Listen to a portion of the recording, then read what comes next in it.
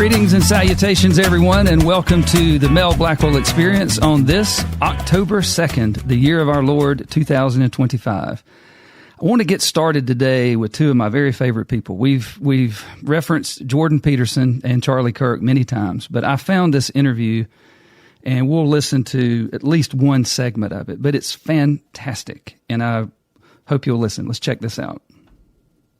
I was viewed as unseemly by the conservative establishment because the conservative way of doing things is not to go set up a card table. No, it was, definitely not. It was to speak properly, and to go to Stanford and to get the highest possible education. And what I was unknowingly on the cutting edge of was something you mentioned earlier, is that conservatives have now become low trust of institutions and liberals have become high trust of institutions. Whereas liberals are the ones that will defend the FDA and they'll defend the CDC and they'll defend Pfizer and they'll defend the intelligence. That's defending Pfizer. That's really. But they will. Yeah. Because they're high trust of institutions. Because there's no one more trustworthy from a leftist perspective than Big Pharma. But they find themselves defending institutions. Yeah. In the 1960s, they were low trust of institutions. Don't send us to war. You know, whereas today, actually, and I was on the cutting edge of this, was in 2012, 2013, 14, conservatives were still on the high trust of institutions.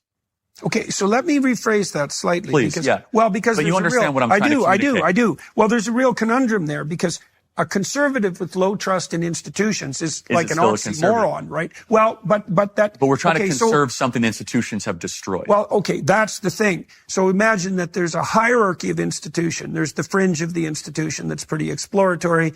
You can move into the center that's more conservative. Then you can move right to the bottom, which is, well, what? Well, I would say it's religious. Fundamentally, like as you move towards the core, that's right. You move towards what's more religious. And so the conservative stance isn't anti-institution.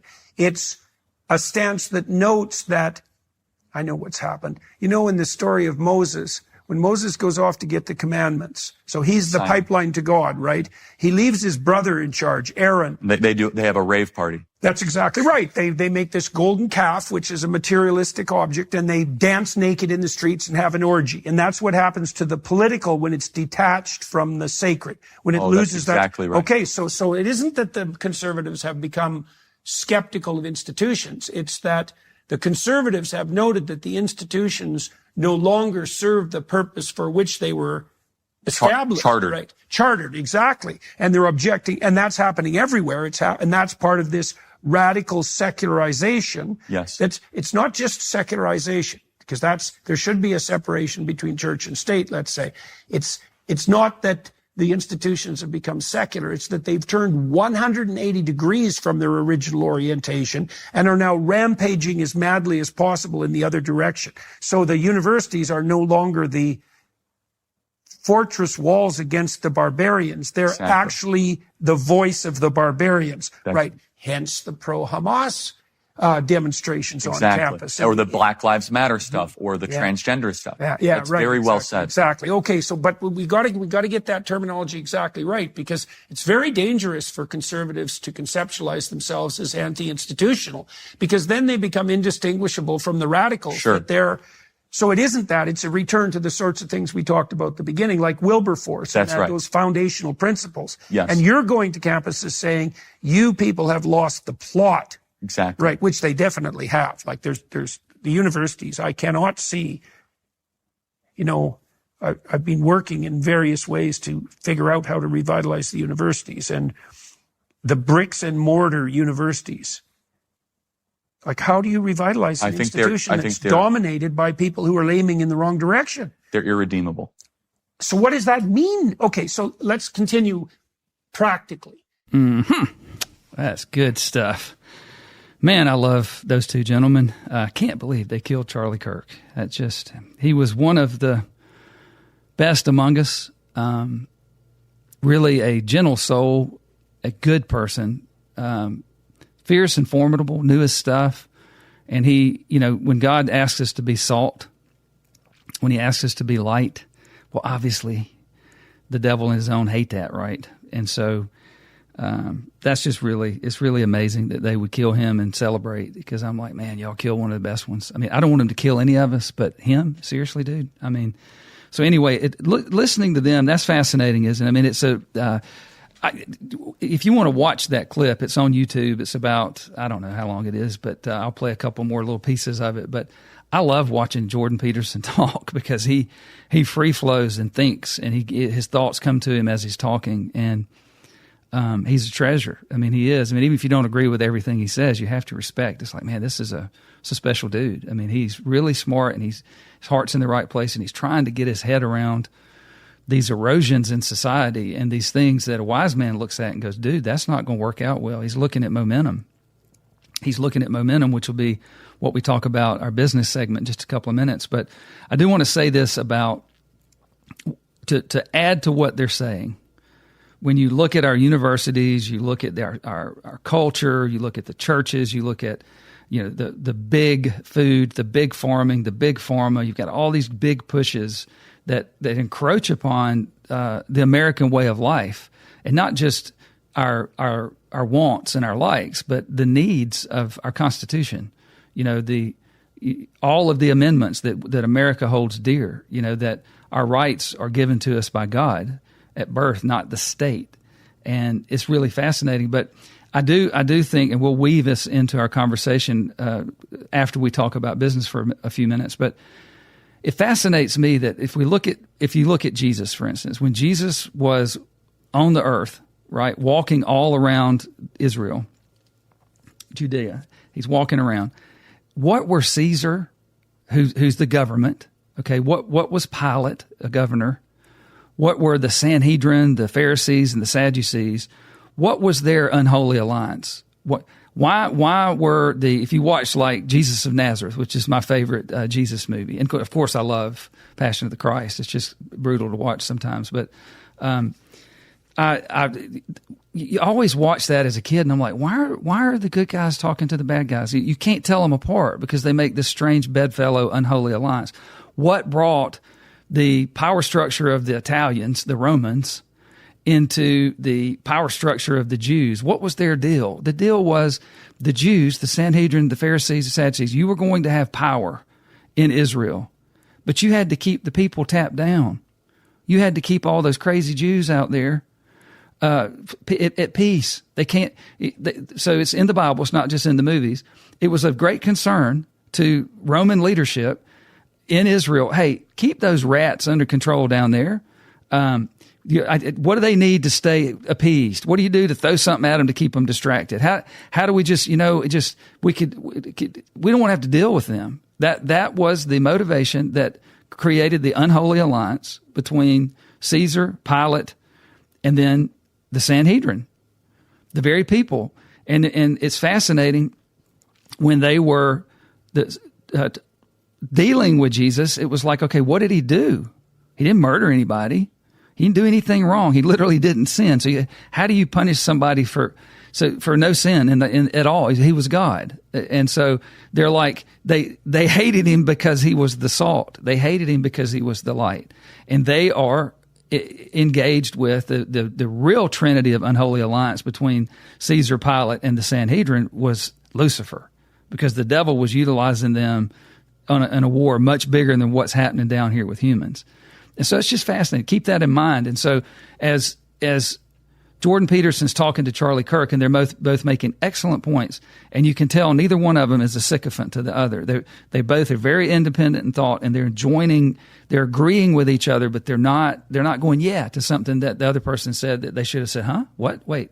They were like-minded on something, and they really get into a fascinating conversation. And what it is that the soul of the nation has lost its way. The educational system has lost its way. The focus in business is losing its way. It's focused on stupid stuff. We'll talk a little bit about Pete Hegseth, but first let's get into business. I think this would be a great segment on momentum, and it's one that I think anybody in business, particularly business leaders, division leaders, department heads, is going to find fascinating. So that brings us to our business segment today. And what we want to focus on today is momentum in business. In my opinion, it's kind of hard sometimes to say what's the most important thing for a leader to have on their dashboard. But this one ought to be right there, like just right there on this. Imagine you're driving down the road and you look up at your dashboard and you see your speedometer and you see your fuel tank, one of those most valuable things you want to keep your eye on in business is momentum. Momentum can work for you or it can work against you, but it's always working. It's never at rest. And so that's why it's so important as a department head, a business. The higher you go up, the more complicated it gets, because the way momentum works is, just imagine it's a wheel that's spinning when you go to push a big rock, a boulder, and it takes a lot of folks putting their shoulder in it. That initial push is the hardest. So as far as getting it going or stopping it from rolling back over you, you have to deal with that inertia to get it going. So once you've put all that effort into it, you don't want to dilly around and look back and go, dang, we got to go do that again, because it's hard and people get frustrated. That's what we call the slope of the treadmill. So a lot of times the slope of your business treadmill is you're dealing with momentum. You're dealing with the systems in your business, the way you do reporting, that common language that we want to have. If you don't have a common language, it's really hard to get people to unite because they're at odds with each other. And when stuff goes wrong on an assembly line, it's only so long before you keep getting turd from the person down line who's sending it your direction. You're like, man, I'm having to deal with this. You're not doing your job and you're sending it my way. You know, you're an offensive lineman in a football game and you're blocking next to a guy that his guy's always coming through. So you're trying to almost take on two guys to keep your quarterback from, or running back or receiver from getting smushed.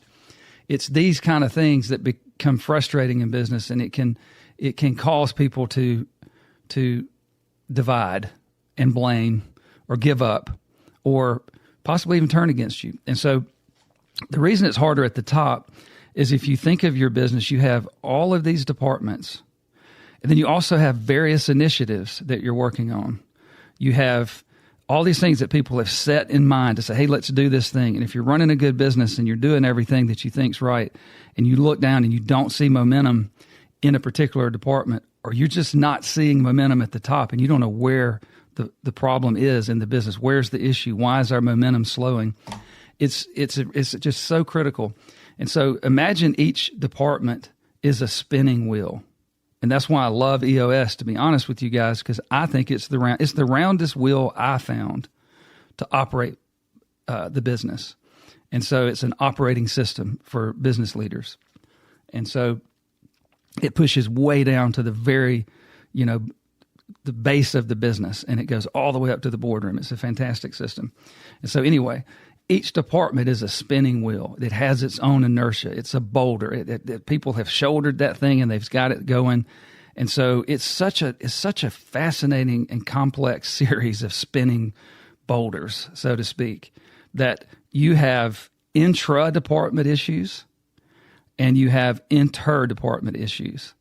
And so, as a leader, you have to be effective at hopefully you've put sub-leaders in all of those departments. So departmentally, within that department, you've got a solid leader that's handling those issues. And then inter-department, which is a cross-department, right? So you have the marketing department, you have operations, you have warehouse, you have product development, you have all of these things. Well, if you have interdepartmental conflicts, then that can slow down the momentum. That can create the slope of a treadmill being more complicated in another department, caused by somebody or something or processes or poor work or whatever in another department.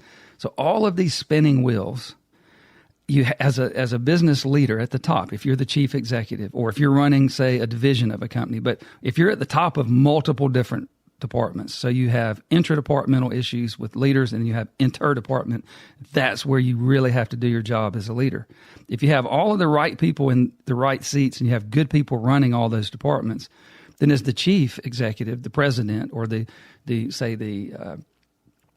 you're just the head of a division, well, you really want to focus on looking to make sure each of those departments is continuing that momentum, that they're doing what they need, that things are getting done, and that's because you know what's going to happen. If it slows down in that area of the business, that department, that division, man, I mean, you know that it's going to be hard on the people because they're going to have to shoulder to that boulder again, and they're going to have to push that joker, and it may be up a hill, It may be just to get it going, but it can be very, very complicated. But you, as the leader of multiple departments, are making sure each of those departments are doing what they're supposed to, or divisions, whatever it is.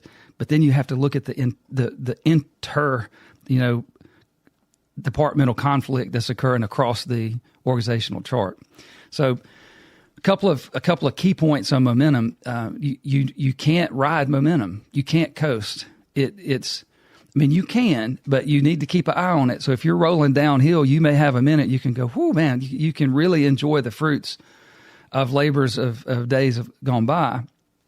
But you also need to be thinking about there's no flat. It's not a downhill ride. I've often said that being a leader is kind of like going from a hilltop where you're safe. You've come through battle. You've been through the briars and the brambles. You've rolled up to camp, and you're like, "Whew, let's take a break." You build a fire, get the people kill some deer, and you have a big cookout. And then, that's the time where you really address a lot of issues. That's the time where you look around and you true up your business, because you have a minute and you have to take it, and you say, "We're in a safe place," and you do the Cobra test. You look at your culture, you look at everything. You say, this is the time to clear out anybody that's been on the other side of the rope during that very critical time where bullets were flying and we could have gotten killed. Who put us in jeopardy? Who's on the other side of the rope? Once you head down into the next valley and go through those briars and brambles again, sometimes you're stuck with who you got. You've got to fight through everything. And so you have these moments in business where you can true up. So keep that in mind along with momentum. So you're trying to press hard when you have to. You get through that war. You really don't have a lot of time to work on the business because you're in it, man. And when you get to a moment you can work on the business, you better. And you better adhere to all those best practices, because soon you'll be back down into battle through the briars and the brambles. And so while that yin and yang is going on, I'm working in the business, and I can't work on the business. Now I have time to work on the business. I have to get out of being in the business a minute and work on it to make sure we're ready for the next, big push. And then during all of that, you have to keep an eye on momentum. So as the business leader, you're in the business, you're on the business, you're trying to make sure you're smart and wise with how you do it. And you also have to keep an eye on all of the intra-departmental momentum, that every department is able to set goals, hit them, able to deal with people, able to deal with process, deal with issues, deal with data. They're following things, their own brand. They live up to the core values of the business. They are making the tough granddad decisions to shoot the old horse when they have to. They're teaching the more grandmotherly things like, take care of things. I mean, sometimes you're granddad, sometimes you're grandmom.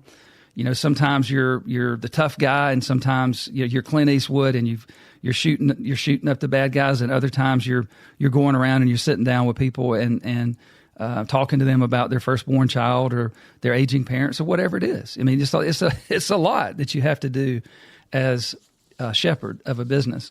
But the big one on momentum, it never stops. It's why when a salesperson, I realize I've mentioned this before. I'm out there. I was pretty good at some stuff, and I'm like, man, this is great. But what I realized, no matter how good I was in September, come October 1, my number was 0. I'm like, dang. And what I learned was that didn't mean my momentum stopped. That just means my number reset. And as a young salesperson coming out of college and just, being young and ignorant like we are, and it's kind of wonderful. It's really neat to see that now. It wasn't so much fun doing it. But once you become wiser, it's kind of fun to see those good people, achievers, who come out and realize what they don't know, and they try to go out and make their mark in the world. But I realized momentum was my friend or my enemy. Sometimes you hit your number by the 17th of the month. And so your choice is, man, I got it made. I could do whatever. No, what I came to the conclusion of, I can hammer down and get ahead for next month. If I push real hard, I'll have a snowball going into October. And that became the mantra that I lived by, because it was self-preservation. I wasn't happy with a $40,000 base, in 1992 when I came out of college. I'm like, I want to make $100,000, which seemed impossible. And I'm like, well, so I had a goal. I realized that's going to take a lot of momentum to go from making $40,000. I'm going to have to more than double my salary or double my compensation somehow. And I came to the conclusion the way to do that was momentum. And it's the same thing for the business. If you're not seeing the results you want, you definitely have a momentum problem. Now, that momentum problem is comprised of everything we've talked about up until this point. It really is. But it's a killer metric to keep your eye on. And so you really, as a senior, let's say you're the president of the company, you want to look at momentum by every single person that reports to you. So if you have 6 people that report to you, your number one conversation with them every time that you interact is a basic and quick litmus test. Where are you on momentum right now? Is it working for you or is it working against you? Are you pushing uphill or are you rolling downhill? And one of the mistakes leaders make is they think that you engage on negative momentum only. That's just simply not true. You engage on all momentum, as Yoda. Momentum, discuss we will. I mean, you want to talk about momentum and where momentum is in your direct reports department or business or area of the business all the time. That's what you want to talk about. So if you're ahead on momentum, you want to counsel and coach and be that wise Yoda that says, hey, man, keep that momentum. It sure is a lot easier. Well, this is where vacation policy is a big one.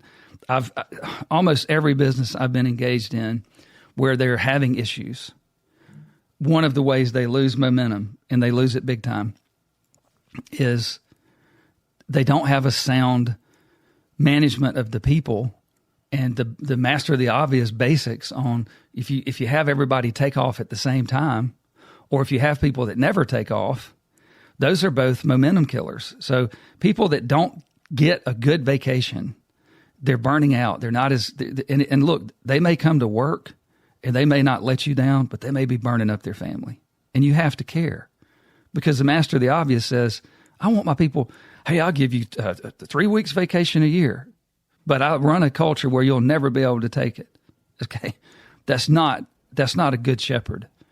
And it's hard to be able to realize that everybody in the business, every single person is going to take their, say, 2 weeks vacation that year. So that comes down now. So that's leadership. The management piece is, okay, wait, hold on. We have to have a coverage plan. I can't have everybody take off the same time. I can't have a department where you walk in there and say, where is everybody? Well, they're all on vacation. Well, who the hell let that happen? Like, what sort of dummy did that? And that happens more than you think. And so people worship the problem of vacation, for instance, and don't understand the impact it has on their momentum. And as a senior leader, you should say, I'm going to address the management of vacation in my business for 2 reasons. I want everybody to take it, and I don't want the business to suffer. Okay, so that's your what, how, when right there. What? I want everybody to take their vacation. Okay, don't talk about how, because then you'll realize why you don't do it. Okay, and then I want everybody to take their vacation, but I don't want the business to suffer. I want the business to go on and not miss anybody when they take their vacation time. Somehow, some way, we're going to do that. There's your what. All right. Does everybody agree that's what we want? Yep. Okay, how? Well, we can't do that right now. We've got this big... I didn't say when. I said what. Now we're talking about how. I don't even want to talk about when. But I'm not changing my what. Okay, what is I am going to have everybody's going to take their vacation in a calendar year. They're going to be good for it. And the company's going to figure out a way to do it in such a way that the company doesn't suffer it. Because the company are those poor people that are left when everybody else took off at the same time. Okay? And so that's a perfect example of why you're doing that is momentum. It's whether you know it or not, you're doing that for momentum. But you're doing it for the people. You're doing it for the people that need to take off, but you're doing it for the poor people that get stuck in a business that doesn't have a good coverage plan, and it's chaos for the time that too many people took off and it didn't make sense. And so that's why you do it. And so as a senior executive, let's just take vacation as an example. You kind of create a what at the top, and you're sitting around with that senior leadership table and you're saying, we're going to address this. We're going to have a sane vacation strategy. I just explained the what. And then you let them engage on the how. And that's at the senior leadership table. I'm talking about the VPs of everything, or the C levels of everything, are sitting around with the CEO or the president. And that is the top of the company. Those are all the leaders reporting to the chief head of the company, the person in charge. And at that table, you're committing that everybody at that table is going to figure out for themselves first the what was, we're going to be able to take our vacation and it's not going to hurt the company. So how are you going to do that at this table? Because that's a tough one, you know.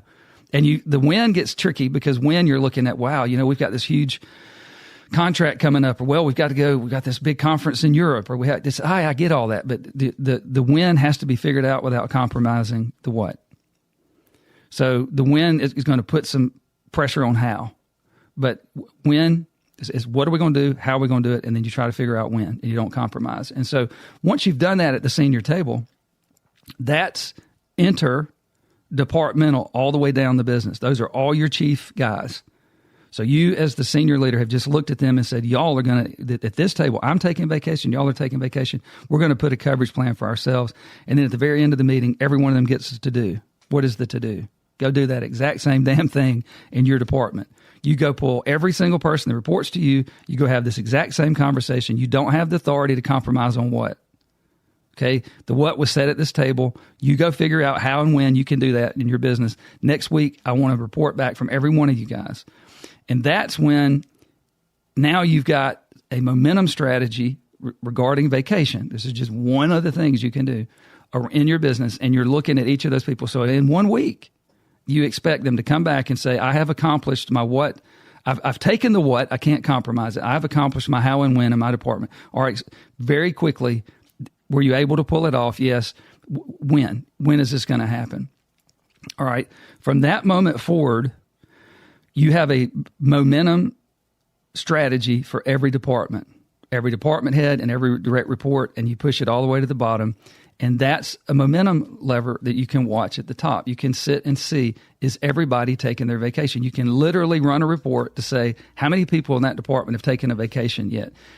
So a new what spawns out of that, okay? A new what spawns out. And you say, look, I want to be able to put a tool in place to help my team. Because remember, one of the ways that you can keep momentum going as a senior executive, a department head, just a supervisor, is to make sure you're providing tools to lower the slope of the treadmill, and you're really, really supposed to remove obstacles. That doesn't mean you do their job for them and remove an obstacle they should remove for you, but it does mean that you're continually you're championing a culture of obstacle removal.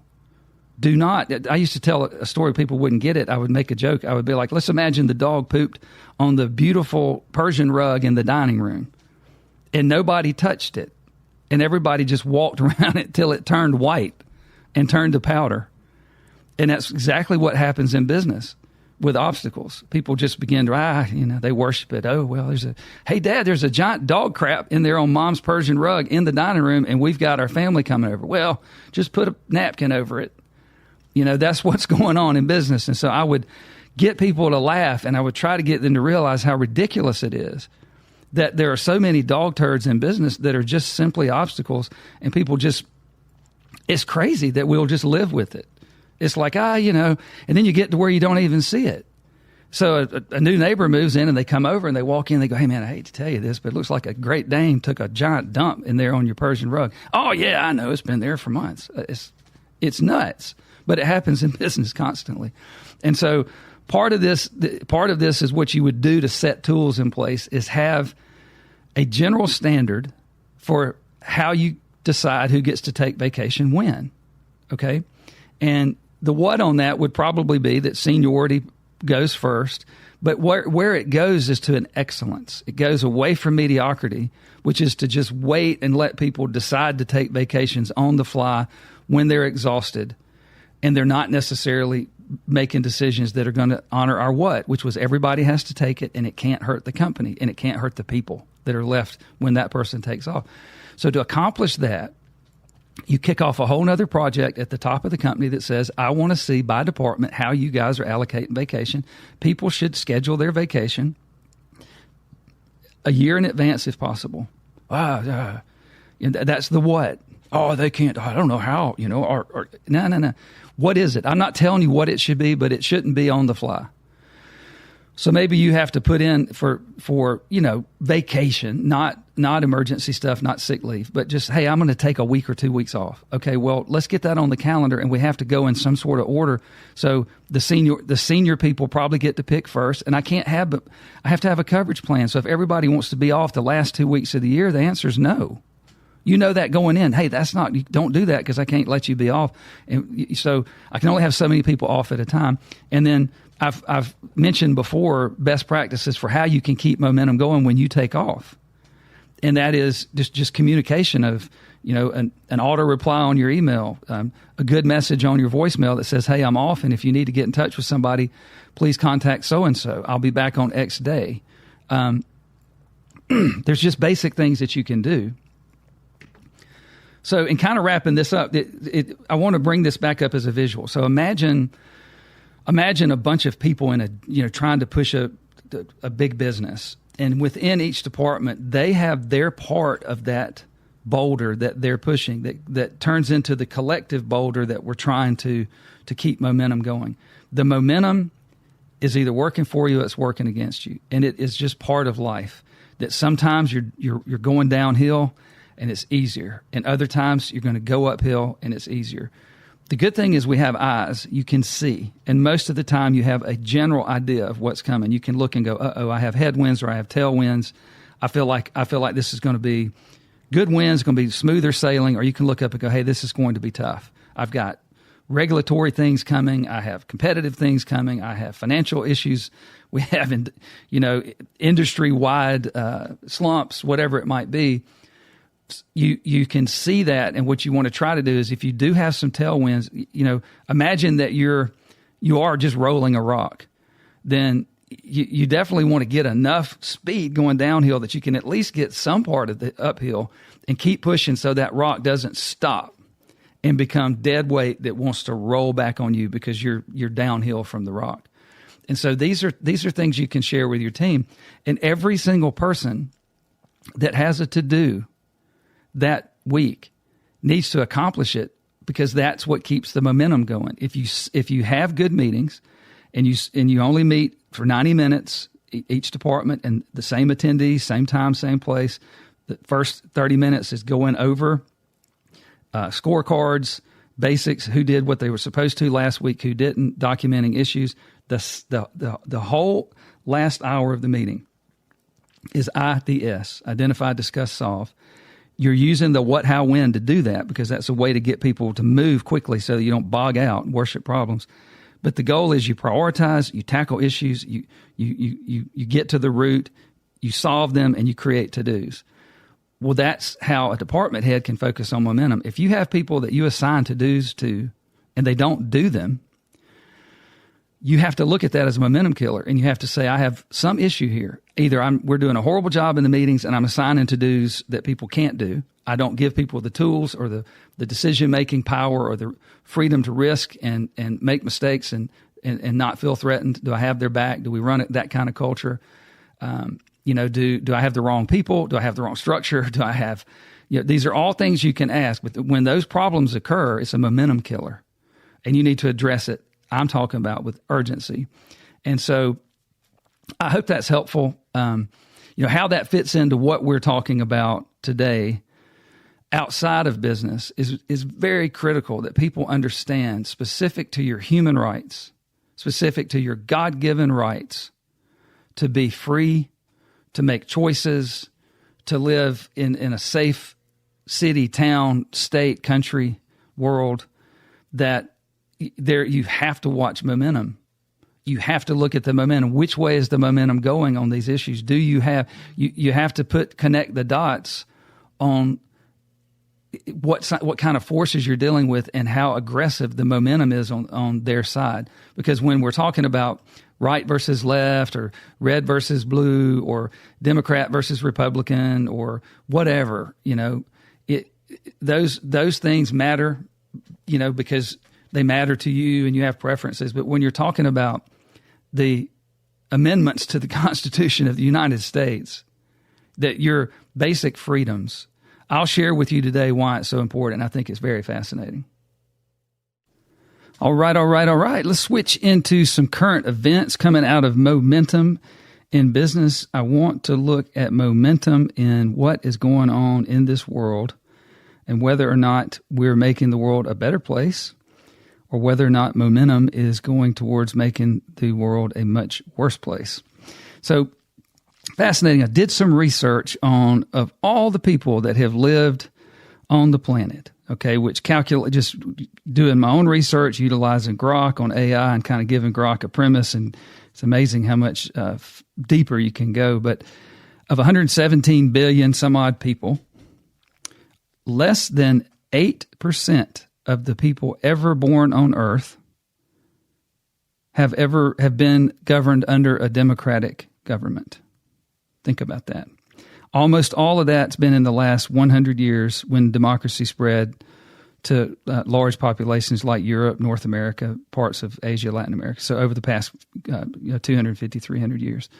So if you look at that, under dictatorial rule, about 80% of people born on this earth have lived almost all of history since governments formed in autocracies, dictatorial rule. So when we look at living free and we look at the freedoms that we enjoy in America, I think it's fascinating. If the episode before, I think it was episode 17, I featured Charlie Kirk because he said something, and then the next day he was assassinated and murdered by evil itself. And one of the things he said in that episode, which I thought was fascinating, it was a signal, not noise. And he kicked off the post-business segment. And he basically said the combination of wokeism and Marxism with Islamism, that those two threats were combining to destroy the American way of life. And then he actually equated the American way of life to Christendom. He equated the American way of life to Christianity. So the real root of what he was saying is wokeism and Marxism combining with Islamism is joining to threaten Christianity. And so you look at America being a true Judeo-Christian experiment where you had founding fathers that I believe were literally Holy Spirit guided to set up this country and to give freedoms that God gave us freedoms, and government's not going to take them away. Well, people, just so you understand, if you live on this planet and you live in an area where you do have freedoms, you're less than 8% of the people ever born on this planet. That is unbelievable. So let's keep that in mind as we go into this. The way that broke down on years, for the curious, the era of government started about 5,500 years ago. And almost all those regimes were dictatorial: empires, kingdoms, theocracies, autocracies, the Roman Empire, Chinese dynasties, European monarchies. The rare exceptions were like ancient Athens from about 500 BC, or the Roman Republic, that affected tiny populations.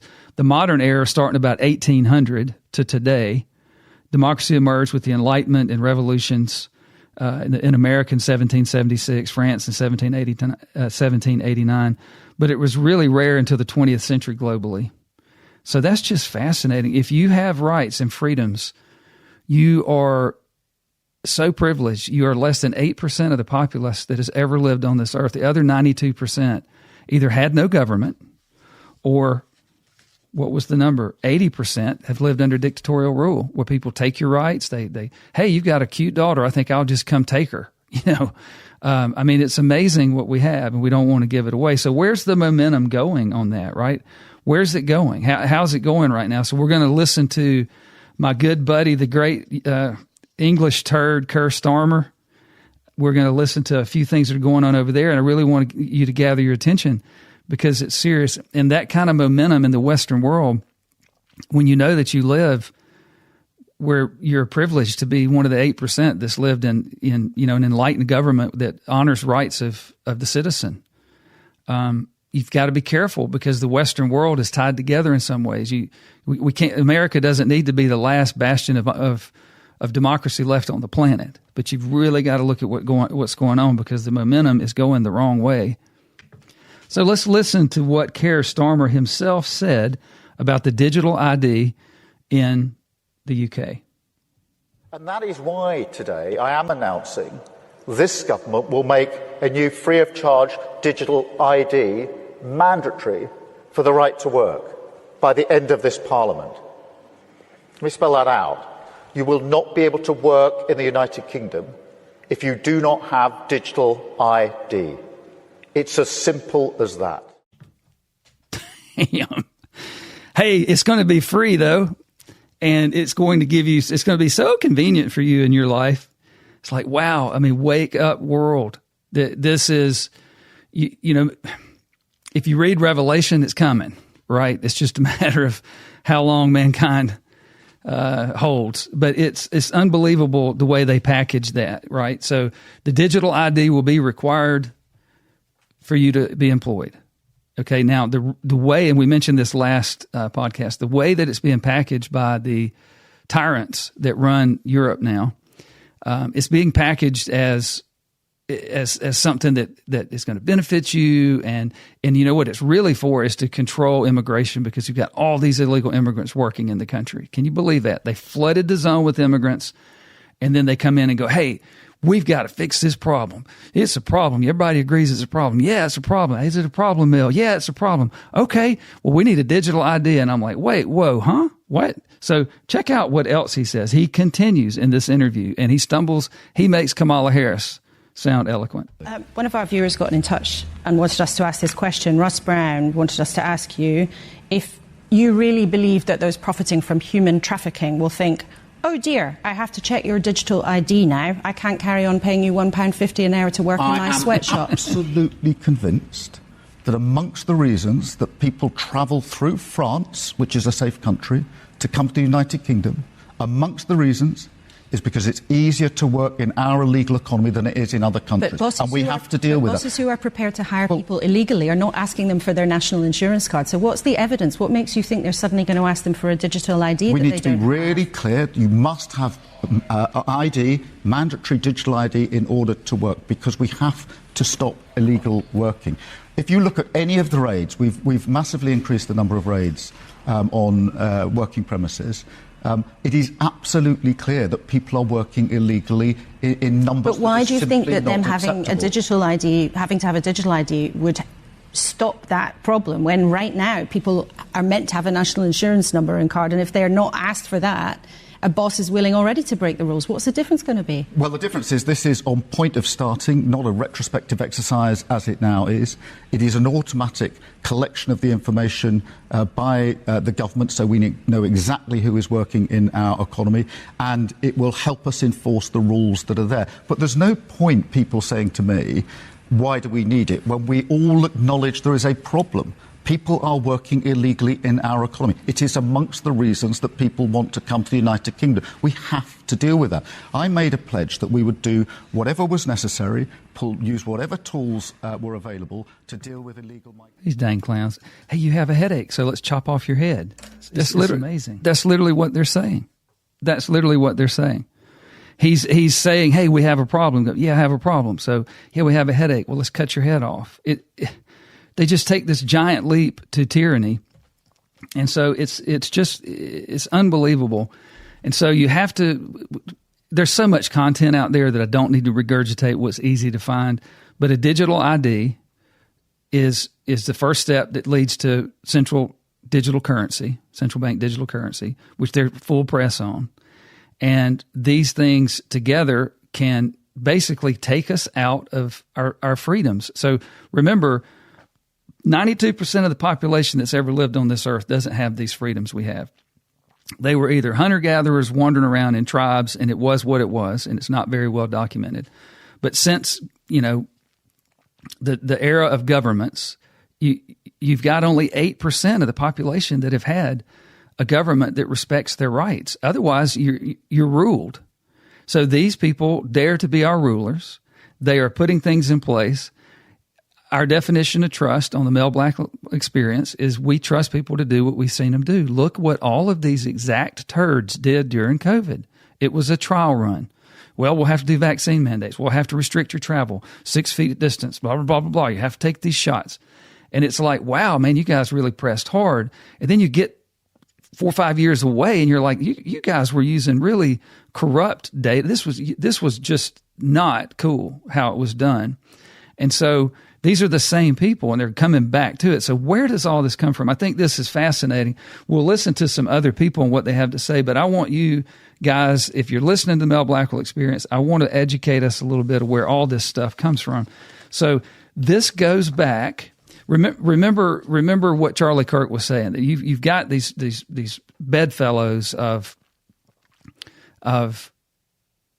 Islamism that's mixing with wokeism and Marxism.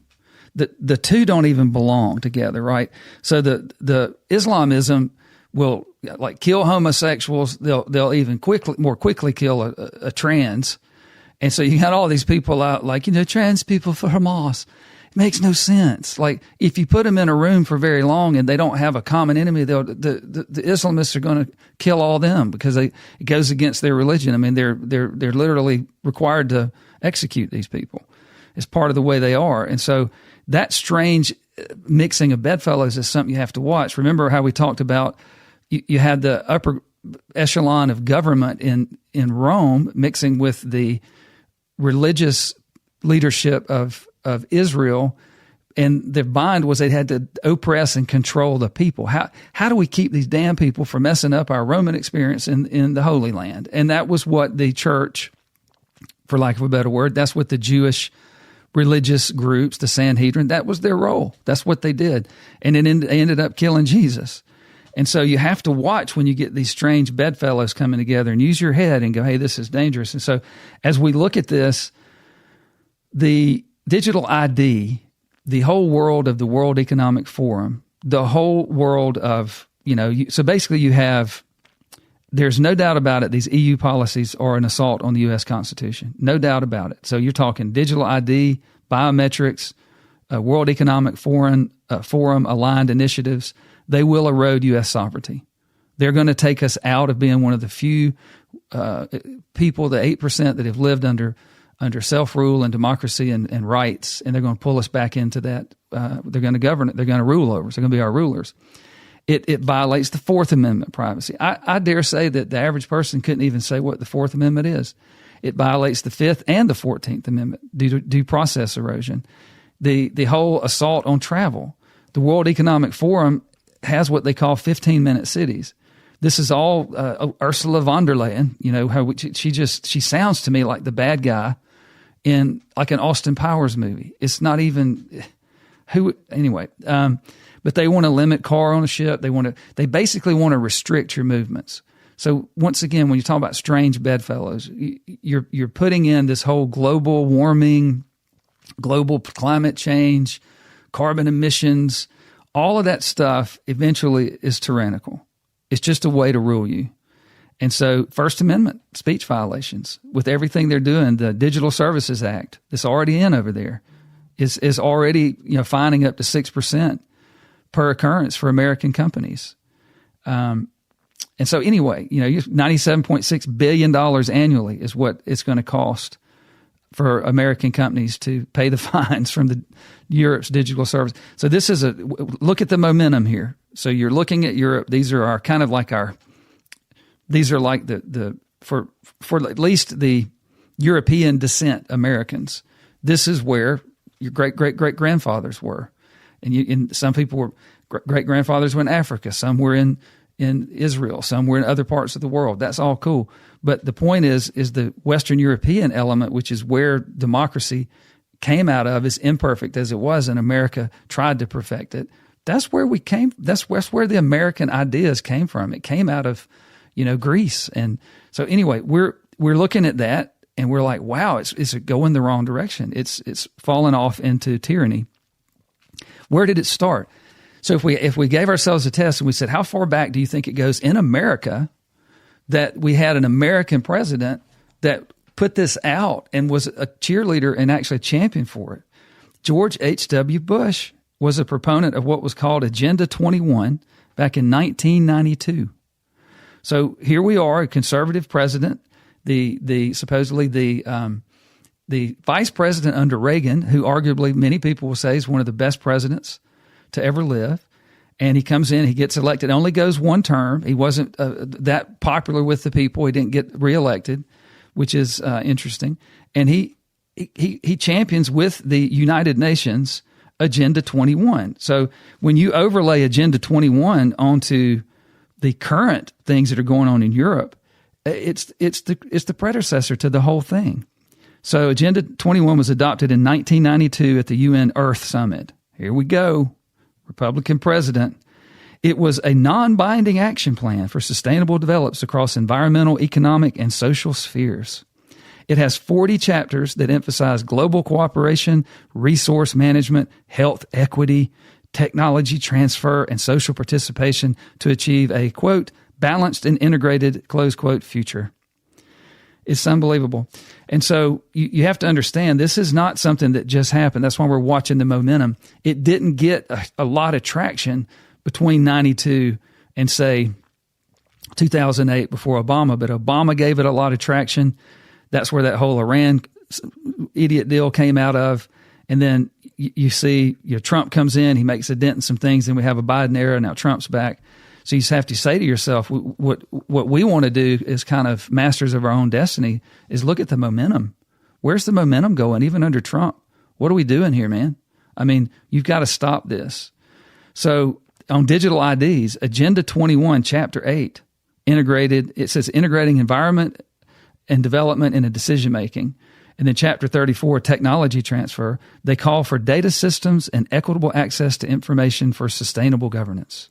So the predicate for a digital ID rolled out of the UN, sponsored by, not necessarily sponsored by, but heavily endorsed by, for the New World Order, George H.W. Bush. And so then you had the central bank digital currencies, CBDCs.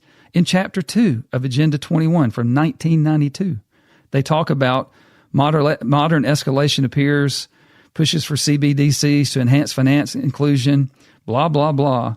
Social scoring systems, Chapter 5 in Agenda 21, and Chapters 23 through 29 go into social equity, participation, and kind of lay out a de facto scoring that mirrors China's system right now. But it would be under, trustworthy governance. Yes, it'd be under trustworthy governance like the UN that looks like a freaking Star Wars movie of weirdos. Vaccine mandates, okay? Chapter 6 in Agenda 21 from 1992 urges global health equity, disease control, access to services, including for vulnerable groups. European Digital Services Act, the DSA, is talked about in Chapter 8, okay?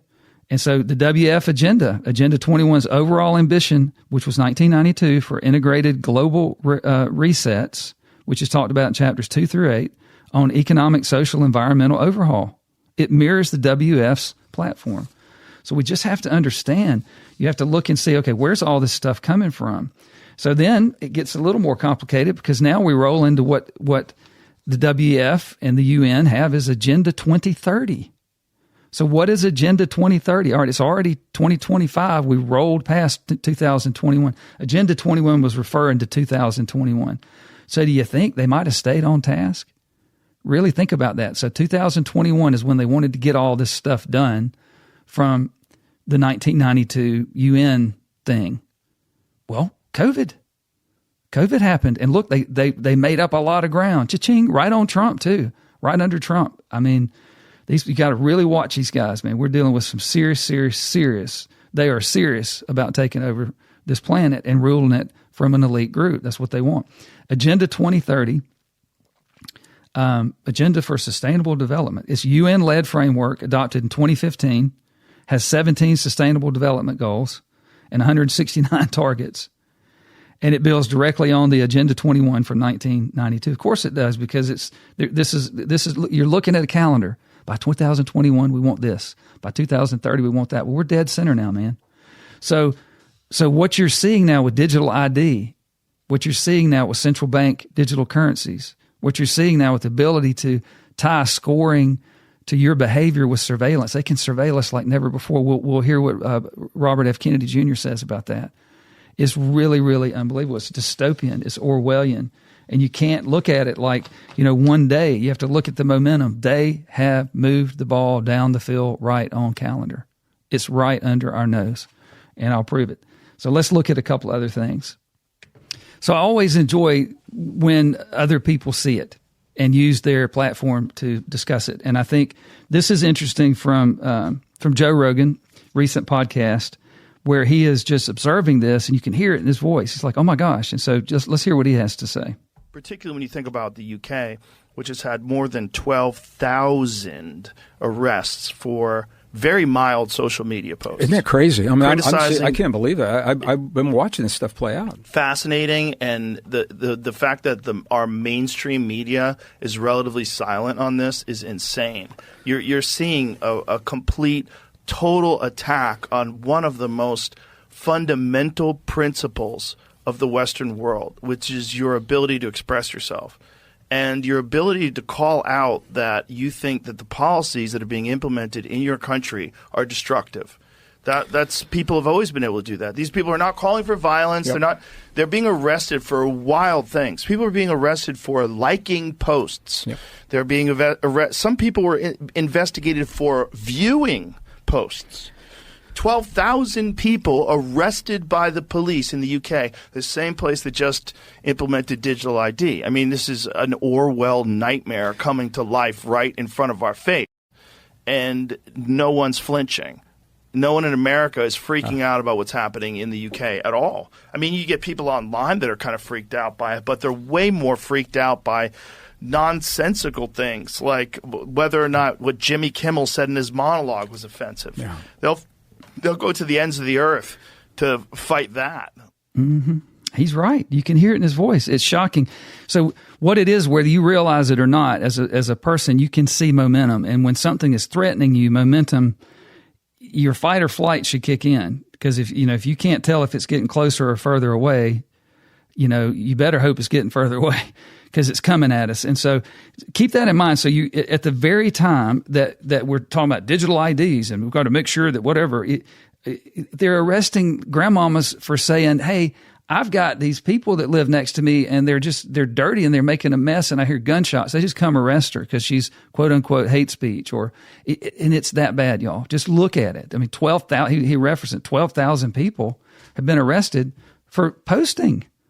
And all the while there's rapes and murders and Sharia law taking root and it's just crazy. But it's that mix of thuggery and Marxism, that goes along with Islamism, which are strange bedfellows. And you say to yourself, for me, it's interesting because I can see where like extreme Muslim, fanatics, the way they are, how torrential they are, and how brutal they are. Their whole thing is you either convert or we kill you.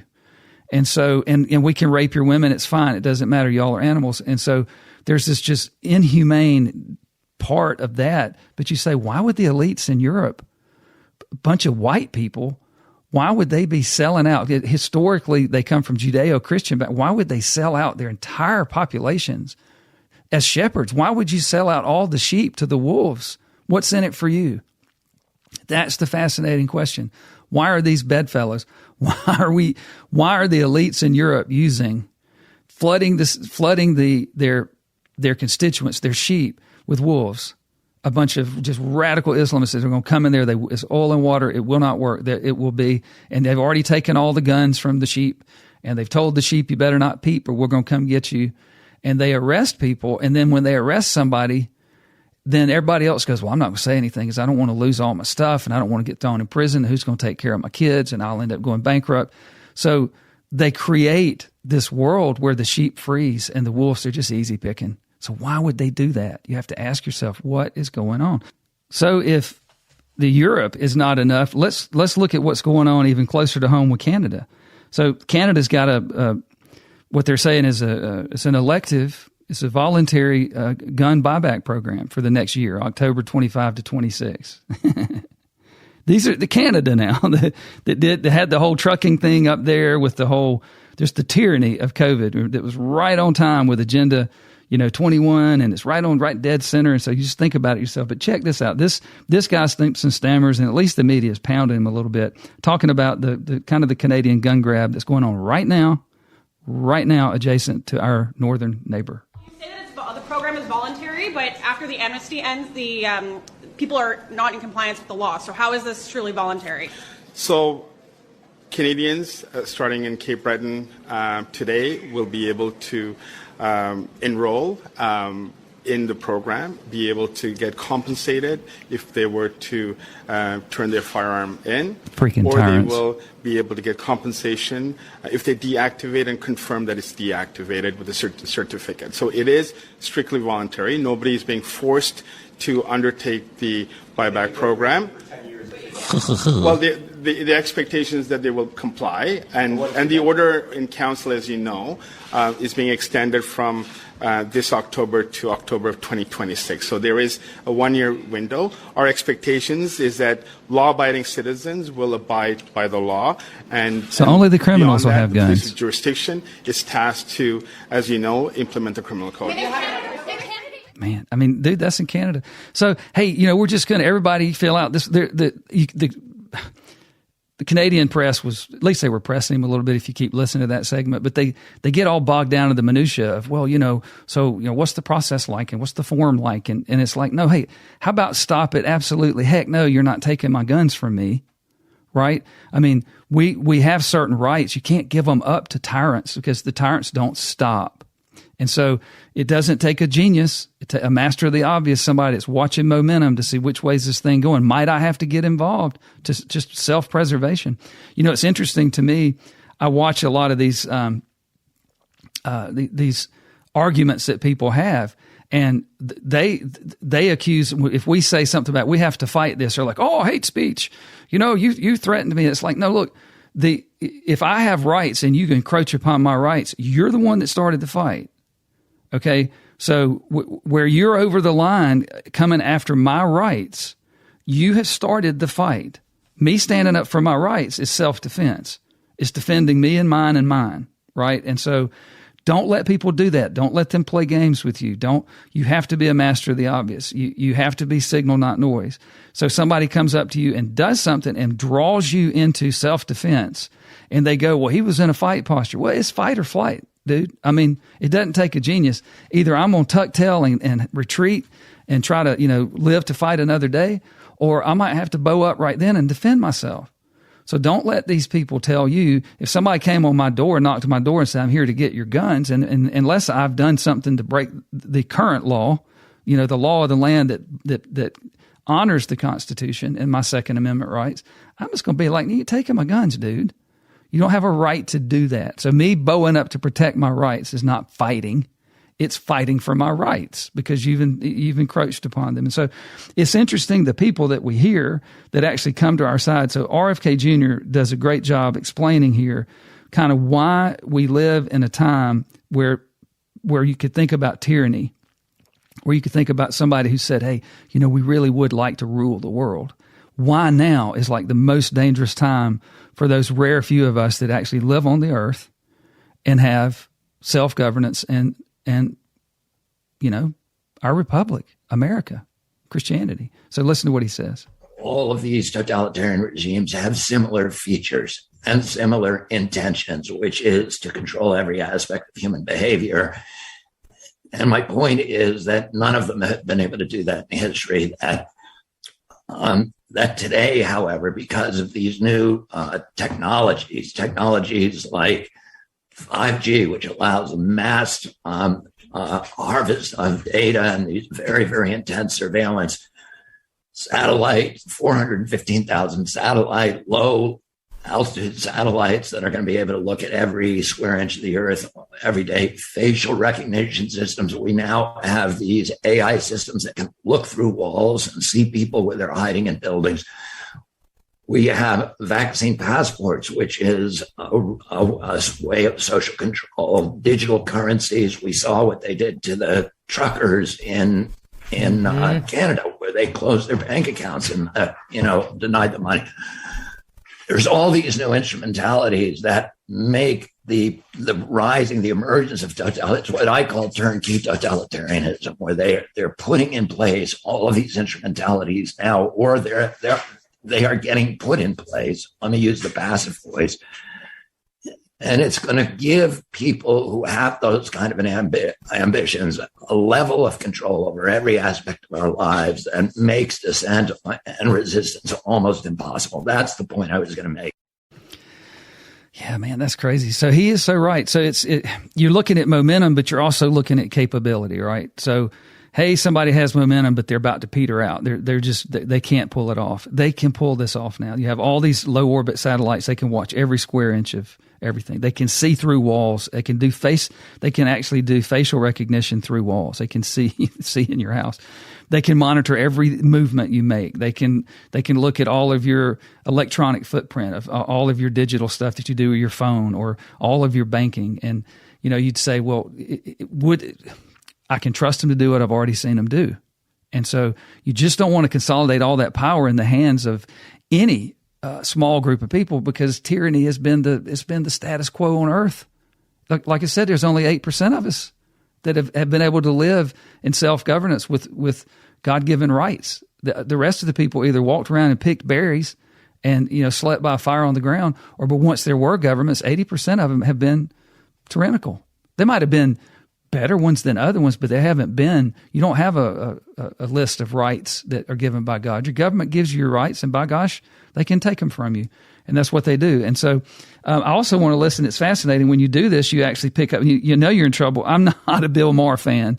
And when everybody's like, did you hear what Bill Maher said? I just kind of like, oh, yeah. I know he says things sometimes that we might agree with. But if you listen to him you just don't want to encourage sheep, or even young shepherds to go sit at the feet of Bill Maher to hear what he's got to say. Because a lot of times he's just way out there and he's wrong, but happens to be right this time. Check him out. He stares down the interviewer. And I thought he did an excellent job. Credit where credit's due here. Stop booing me for pointing out that Islam is not like other religions. There are illiberal beliefs that are held by vast numbers of Muslim people that I don't think... Vast number of Christians, too. No, that's not true. Not true. Mm-hmm. Vast numbers of Christians do not believe that if you leave the Christian religion, you should be killed for it. That's right. Vast numbers of Christians do not treat women as second-class citizens. Mm-hmm. Vast numbers of Christians... No, I agree with that. Do not believe that if you draw a picture of Jesus Christ, you should get killed for it. Yep. There's a Pew poll of Egypt done a few years ago. 82%, I think it was, said... stoning is the appropriate punishment for adultery. Over 80% thought death was the appropriate punishment for leaving the Muslim religion. I'm sure you know these things. I know. I do. So to claim that this religion is like other religions is just naive and plain wrong. It is not like other religions. That's right. The New York Times pointed out in an op-ed a couple of weeks ago that in Saudi Arabia, just since August 4th, I think it was, they have beheaded 19 people, most for non-violent crimes, including homosexuality. Those didn't got the hands off the thief. Right. Okay. So we're upset that ISIS is beheading people, which we should be upset about. But Saudi Arabia does it, and they're our good friends because they have oil. Right. Okay? But they do it too. This is the center of the religion. In Mecca, where infidels, non-Muslims, are not even allowed in the holy parts of the city. I mean, okay, they do behead people. Now, if they were beheading people in Vatican City, which is the equivalent of Mecca, don't you think there'd be a bigger outcry about it? So this is the soft bigotry of low expectations that we have with Muslim people. Man, I got to give him credit. And you could listen, these other guys don't have the truth. These little sniveling bastards like Kerr Starmer and whoever that little punk was up there in Canada who's talking about, I'm just going to come take all your guns from you. He's a little sissy man, little beta man. But, dude, you got to take these people seriously because they've got the power of the state now. And what they take, and they get you in a point, and then you're not getting your rights back. There's too much. They have too much power now to surveil and punish you and isolate you and imprison you and kill you. And so it is fascinating that they don't want to argue with us when we're right. Charlie Kirk's a perfect example. He just wanted to debate. He wanted to try to see if he could talk sense into people. He was a peaceful, debating Christian who was out there trying to be salt and light in a world that's desperate for it. All this stuff going on, all this stuff where people could lose all their rights and be part of just an awful, awful world. And let's kill the guy that's trying to be like Jesus, And so I do think that's fascinating, the soft bigotry. He's right. We can't talk about Muslims. Well, we better. I mean, you better look at the momentum. What's it looking like? You want to move up into some of these cities up in Minnesota that are 56% Somalian, and they're enacting Sharia law, and they're just telling everybody, hey, you might be, if you're white, leave. If you want to live in the old America, just get on out of here. It's like, okay, that's a lot of momentum, guys. That's a town. And so it's fascinating. But I also wanted to look at this because I think it's important. You have the Christians that are being attacked all over the world, and it's absolutely stunning. So you've got thousands of murders in Syria of Christians. You've got hundreds of cases of rape and kidnapping and assaults in Syria. You have over 100 churches that have been damaged or destroyed since 2011 in Syria. Dozens of villages just completely sacked. A 5 to 10 time increase since 2011 of just persecution of Christians. Nigeria, over 65,000 murders since 2000. Estimated at 10,000 plus rapes and abductions since 2009 in Nigeria. Hundreds of villages burned, over 300 churches destroyed. Okay, it's doubled since the early 2000s. And so, I mean, these are Christians. They're just as important to God. And we're like sitting over here. Here we are. We get up, and we've got the life of those people that were born into America, and we're not going to defend our rights. It's not about everybody goes, stand up and fight. I get that. I do. I get it. We better fight. But here's the real thing. You better stand up for your rights. If that means you have to fight, then you have to fight, because they're encroaching on your rights, and they're not going to stop. The momentum is on their side. And we've got Trump, and we've got an administration that's legit, but it's going to take a populace of people in their town, in their city, in their state, in their churches, in their families that just go, hey, we're serious about this. We're not going to comply. Europe is making it where if you fly over there now as a non-citizen of a European country going into the EU, they're going to require, you can't even enter the country. You jump off the airplane, you go through customs, they're going to require 5 fingerprint, retina scan. You're going to go into a database, which is going to be, whether they say it or not, don't listen to them, what they say, watch what they do, trust what they've done. You'll be going into the beginning of an international digital ID in that country.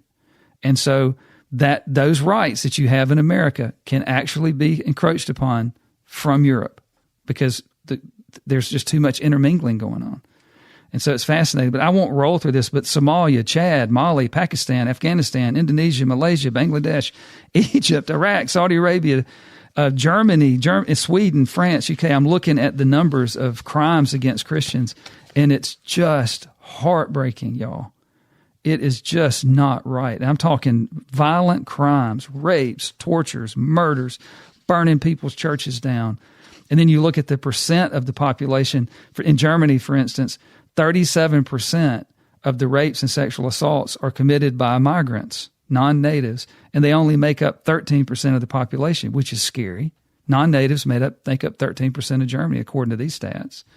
That's just crazy. In Sweden, 58% of assault crimes are committed by non-natives, migrants, illegal immigrants, dudes, and only 13% of the population is illegal immigrants. It's just, so we're letting in this populace, which is a mix of, woke and Marxism and Islamism. And who's the target? Christians. Exactly what Charlie Kirk said. It's very fascinating. So I want to listen to one more segment on Peterson and Charlie Kirk talking, and then we'll kind of close out. But this puts a bow on this with the momentum on what we're talking about, and how what we're talking about is very important for America. Metabolizes, life burns, but without being consumed. That's the secret of life, right? So that the burning bush is life most deeply apprehended. And Moses is being a shepherd. He's near Mount Sinai or Horeb, which is where heaven meets earth, and something attracts his attention. And then what happens to Moses is that he takes it seriously and he gets to the bottom of it, and that transforms him. So the idea is something like, if you watch for adventure and opportunity, if you watch for the pathway forward, something will grip your attention and it'll compel you. You'll be obsessed by it. Well, you take that obsession seriously, you get to the bottom of things. That's what it was. That transforms you. Okay, so you were doing that with economics. And it's funny, as I went to the bottom of it, it actually brought me back to my Christian upbringing and my roots. Which is, well, that's what happens to Moses, because when he gets to the bottom of things, it's the voice of the spirit of his ancestors, right? It's because the voice eventually of God. I was reading Hayek, Road to Serfdom. Yeah. And I had kind of an aha moment. I said, there's a lot of good and evil claims in this book. Right. By what standard are they saying something is good? Right, exactly. So it brought me back to my Christianity, because the Road to Serfdom, it's all about the idea of how government tyranny will swallow society, will envelop it, but it happens in steps. And I said, time out. There's truth claims being made embedded in this. By what standard do we consider this? How did you figure that out? I might have watched one of your videos. Yeah, it was really good. What ended up happening is, as I started to pursue the scriptures more and take it seriously, remember back to our timeline, simultaneously the woke stuff all of a sudden reared its head, which is a manifestation of the spiritual. Yeah, So definitely. almost, I was in this place in 2018, 2019, when it was almost peak woke. We weren't there yet. 2020 was peak woke, where I was starting to understand what was really going on here, that this was a manifestation of a spiritual struggle. Yeah. It's foundational. Well, yes. The postmodernists made that claim, and so did the Marxists. Yes. It's like, no, we're going all the way to the bottom and uprooting everything. They want to go back to what happened in the garden. Did God really say that? Is that really what God says? To question, debase, and to challenge every truism of the West. I mean, you taught me that. That's the sin of Eve. Exactly. Right? You can take the right to establish the moral order to yourself. It's the one thing that's claimed. There's many axiomatic claims in Genesis, in the openings of Genesis, right? That the word is the creative force that brings good out of chaos and possibility, that human beings are made in the image of God, that men and women exist as independent entities, and that they each, and that you're not to take the right to establish the moral order to yourself. It's the one prohibition.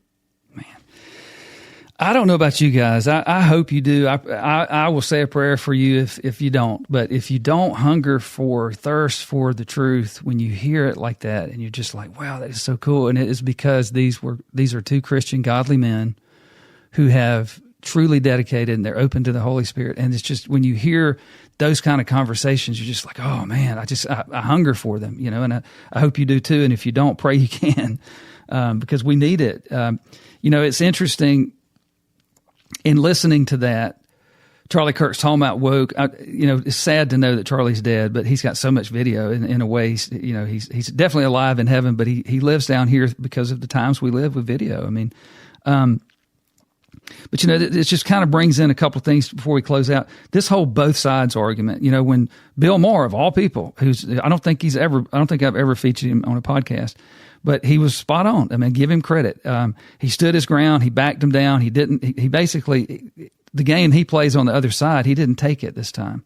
He's like, he started to go, well, both sides. No, they don't. And so this whole both sides thing is BS. And where we ended last podcast was we were talking about Luciferianism, which is just awesome. And if you haven't listened to that, please go back and listen to at least the second half to Mark Driscoll. That had 3 segments in there, and they were unreal good. But Luciferianism is basically the devil's lie version of creation. God was a thug. He was a tyrant. Who is he to impose his rights and wrongs on you? The devil wanted to dethrone him in heaven because he didn't want to have to live up to God's way. I don't want to be God's ways. It's the radical. It literally is. It's the Antifa, Trans-Tifa mindset. All the trans stuff that comes out of that world, that evil, demonic world of Luciferianism. And Charlie he hits on that just a hair without calling it that.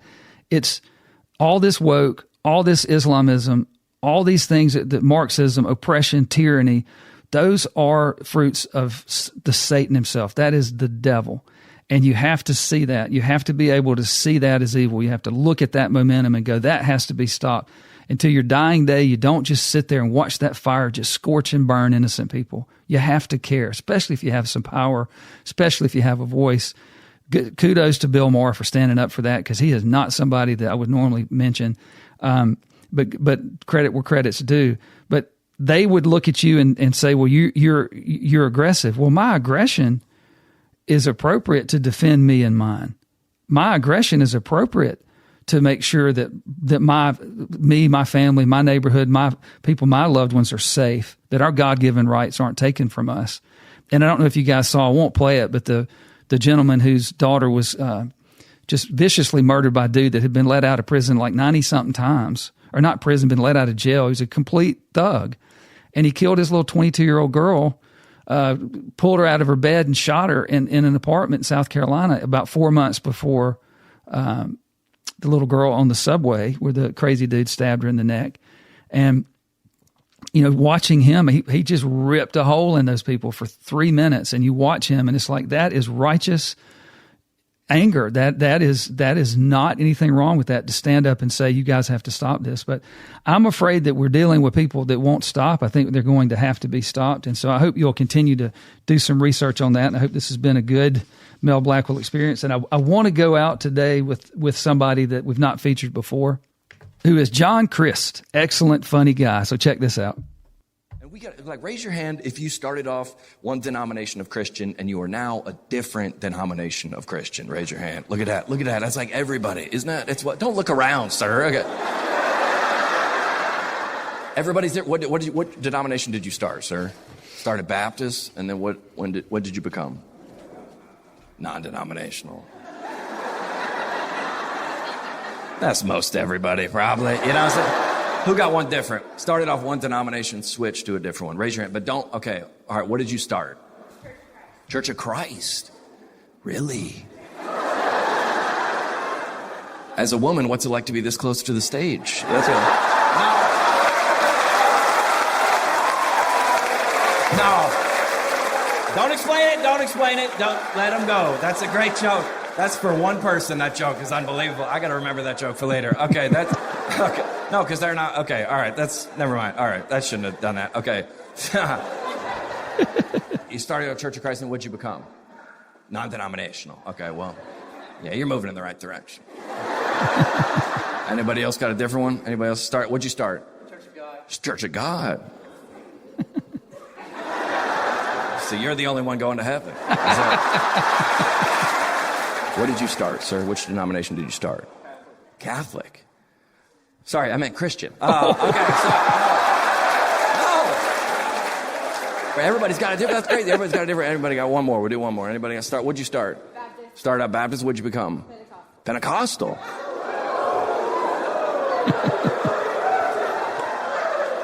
You went backwards?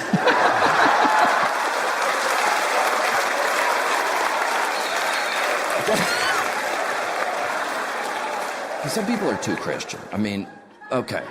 Some people, there's a lady in our neighborhood named Aunt Phyllis, and she's very, she's not our aunt, but she's like kind of she's like, John, it's spiritual warfare. I was like, I don't think it is, Aunt Phyllis. She's like, John, the devil is attacking me. I go, I don't think he cares that much. I was like, what's going on? She's like, I was driving home, and I'm trying to be on a diet. God told me to be on a diet, take care of my body, and the Krispy Kreme light was just flashing.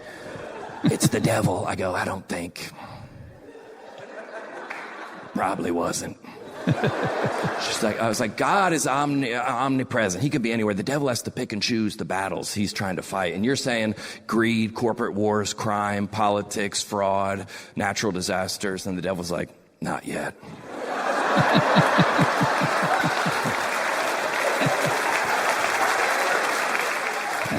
I got to get Aunt Phyllis first.